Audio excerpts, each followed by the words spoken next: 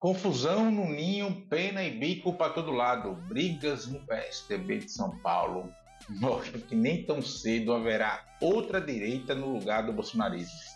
Vem comigo.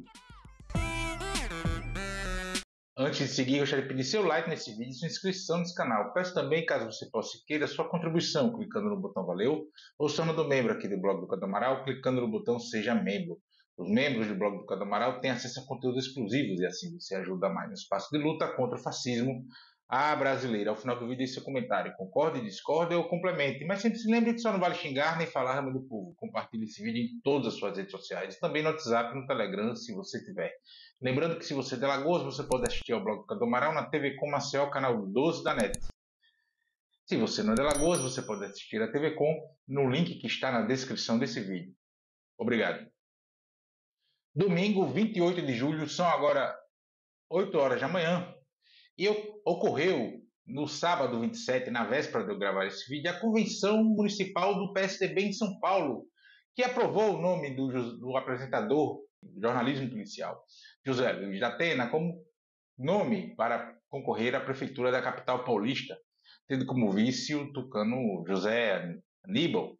E a convenção foi repleta de confusão, de briga, de xingamento, de ofensa, de chamada para tapa, coisas assim muito rasteiras, grosseiras, etc. E o PSDB, isso é sintoma do esfrangalhamento que o PSDB se encontra nesse momento.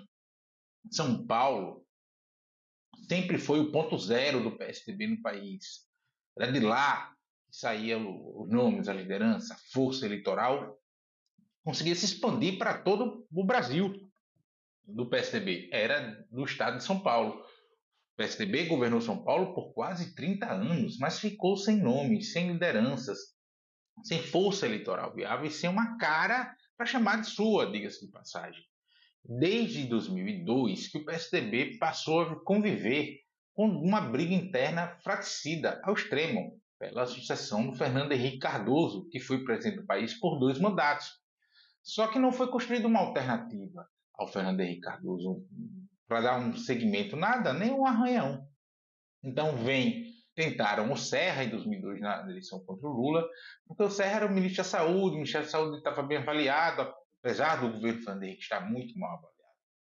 Depois, em 2006, tentaram o Geraldo Alckmin, que tinha sido já governador de São Paulo, na sucessão do Mário Covas. Também não placou, não teve. Em 2010 veio o Serra de novo. E tudo isso com briga interna. Em 2014 veio o Aécio Neves, saído de Minas Gerais, saiu de São Paulo. Briga interna. Mas foi naquele ano de 2002 que o PSDB começou gradativamente a inflar o debate eleitoral com temas que hoje são bem centrais ao que a gente chama de bolsonarismo, né? Bolsonarismo. Essencialmente as pautas morais e a volta do lacerdismo, do discurso do Lacerda contra Getúlio Vargas, aquela retórica do mar de lama. Em 2010 e 2014 foi o ápice disso. Foram as eleições de ápice dessa postura do PSDB, que acabou servindo de antessala ao bolsonarismo. Nas eleições de 2014, por exemplo, o Aécio Neves chegou a falar em fraude eleitoral por conta do resultado apertado. A retórica usada, os argumentos usados por Aécio em 2014 foram repetidos por Bolsonaro depois, ao alegar sobre o pleito de 2018 e por dúvidas sobre o processo eleitoral brasileiro para as eleições de 2022. Então, o Aécio serviu de base argumentativa para essa parte do bolsonarismo, que até hoje se mobiliza em boa medida por conta disso. Depois o PSDB apoiou o golpe de 2016 contra a Dilma Rousseff, que tirou Dilma Rousseff do poder da presidência da República e foi compor com o vice da Dilma, com Michel Temer. Isso para o eleitor médio, esse eleitor médio foi muito ruim. A gente sempre precisa ter em mente que a gente tem uma faixa de eleitorado que vota mais à esquerda, temos uma faixa de eleitorado mais ou menos do mesmo tamanho que vota mais à direita, e esse meio, que é o grande definidor das eleições, ele flutua a depender da conjuntura, etc. Mas a gente também precisa ter ciência disso, de que mesmo essas 3 camadas de eleitores, se a gente for dar cor a elas, não são cores do mesmo tom, blocos no mesmo tom, é mais ou menos como uma paleta de cor, vai de uma cor mais escura de uma ponta, vai clareando, aí mudou a camada, muda a cor, mas vai todos os tons dessa cor, até muda de cor para outra ponta e vai em camadas de cores indo para outra. Então, o PSDB perdeu esse eleitorado do bloco do meio com uma coloração ali, as camadas de cor. Ele perdeu, porque não tem cor mais. Então, o PSDB foi se afundando. Então, para esse eleitor médio ali, que não acompanha os pormenores da política, não sabe, etc., não acompanha, o PSDB passou a ser governo Dilma, que tem acabado de ser afastado do PT, em baixa, etc. Ou seja, ele, sem querer, acabou se associando ao PT. E esse eleitor médio mais conservador, que tende mais para cá, se afastou do partido, mais ainda. E na política e na natureza não existem espaços vazios. Se ninguém ocupa um espaço, se aquele espaço é vazio, alguém vai ocupar. E quem ocupou o espaço do eleitorado de alternativa, de opção de voto para esse eleitorado mais conservador foi o que a gente chama de bolsonarismo, foi a extrema-direita que deu aí. Pegou o embalo do processo histórico, deu período histórico ali desde a jornada de junho de 2013, e aquilo foi crescendo, crescendo, crescendo, golpe na Dilma, veio a política, fora todo mundo, etc. O PSDB se perdeu, participou disso, não se distanciou e sumiu e deixou de ser alternativa para esse eleitorado.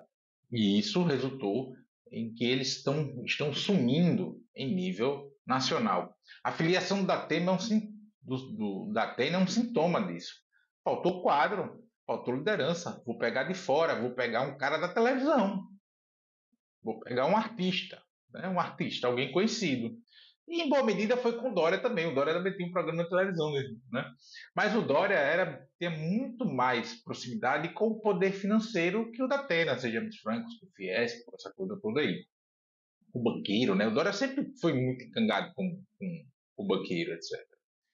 E nas convenções de Dória teve briga na convenção para ele ser candidato a prefeito, governador.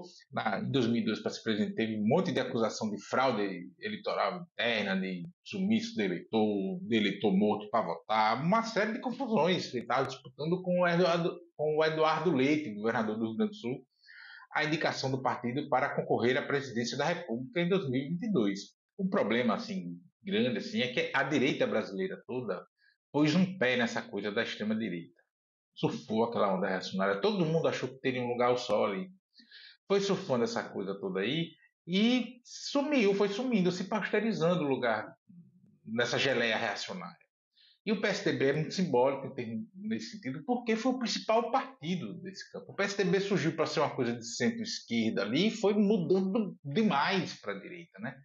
Mudou tanto que virou antessala do bolsonarismo. E aí, quando você pasteuriza nessa geleia reacionária, o sabor e a coloração mais dominante toma conta, né?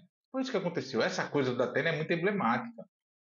Leia, escolheram não é só uma personalidade conhecida por seu trabalho na televisão, é uma figura que não é da confiança política de ninguém.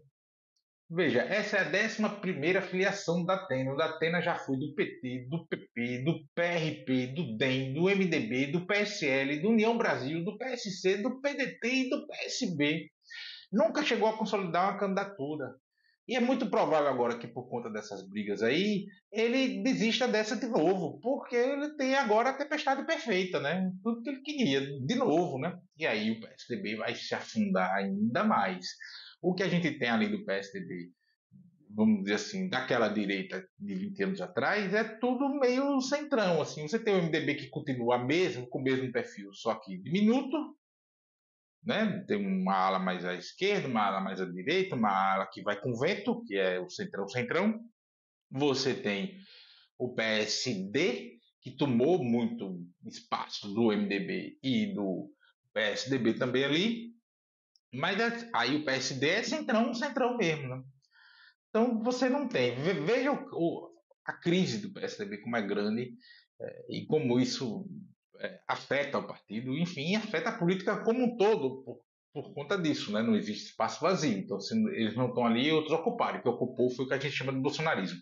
Em 2014, o PSDB já não estava essa Coca-Cola toda, já vinha em algum grau de queda, mas veja, em 2014, o PSDB elegeu 54 deputados federais. Em 2022, o PSDB elegeu 13. Se for para continuar nesse ritmo, em 2026 o PSDB vai eleger uns 5, 6 deputados federais. Se continuar nesse ritmo assim, é gritante. E aqui o problema, eu não estou com saudosismo em relação aos tucanos, não. O problema é que sem uma alternativa à direita, esse eleitorado conservador, mesmo não conservador, na escala de cor mais escura do espectro da direita, né, o mais reaça mesmo, ele fica sem alternativa, porque dificilmente ele volta para cá. É muito difícil.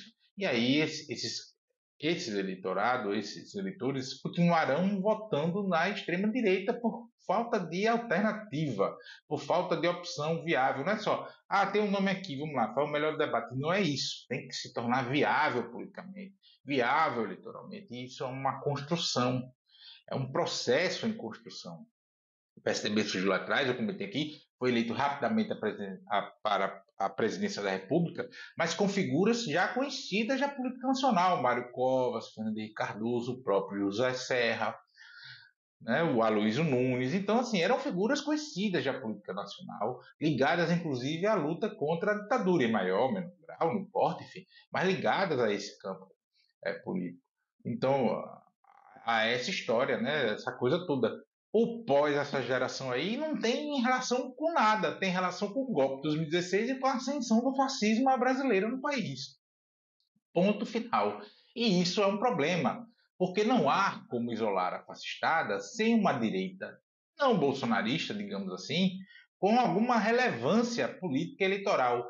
E de preferência que não seja essa coisa do centrão, porque o centrão se esfarela quando chega às eleições locais e tal, as disputas locais, porque ele só vai na boa, só vai não tá bem. Né? E ele está se lixando para isso. O problema, voltando, né, é que tudo nesse campo da direita ou não tem força política eleitoral ou é do centrão. E ser do centrão raiz, significa um grande não importa, desde que eu tenha acesso às emendas. Então, esse tipo de debate, de disputa, não é feito.